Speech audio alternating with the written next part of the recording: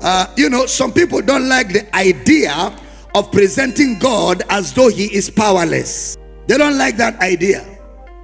They want us to present that God is the one killing everybody. You can't dare God. You can't try him. If you try God, you will see his other side.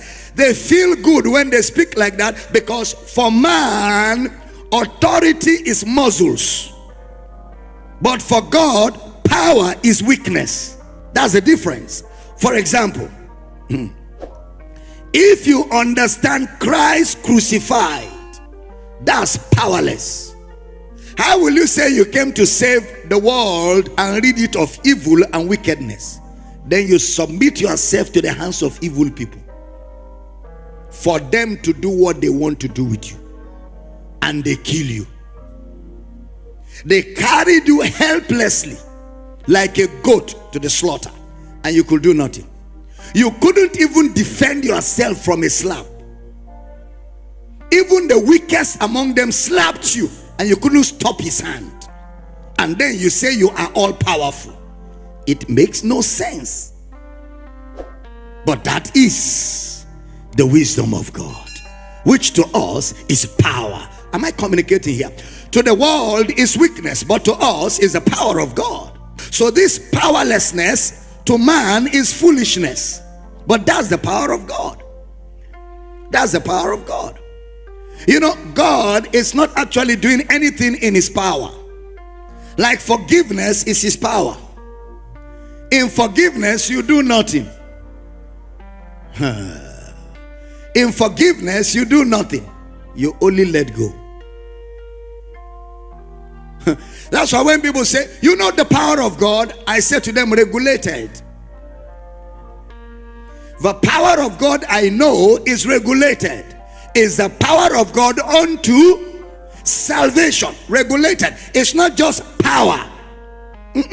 It's power that is regulated to an intent, and the intent is obvious: salvation. So we see God's power within the framework of salvation.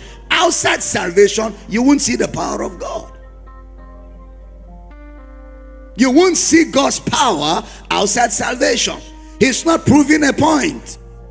He's not proving a point. God doesn't have to prove a point to those he created. How many of you want to prove a point to the clay you molded a pot out of? Then you stand before the clay and say, see my muscles? See my muscles? I think you need a psychiatric hospital. God doesn't have to prove anything to anybody. So that is why God's power is channeled within the conduit of his love, which the intent is to save. God's power is to save. The gospel is the power of God unto what? Salvation. Salvation. Not just power, but power to save.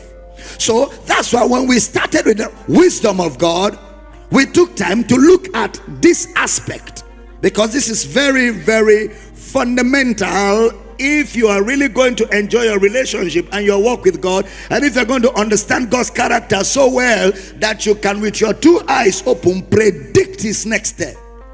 Because you must know God that much that you can predict that is God, that is not God. This is what God will do, this is what God will not. That is the level of knowledge, and that knowledge of God can only be revealed within the elements of his character. If you don't know his character, you don't know him.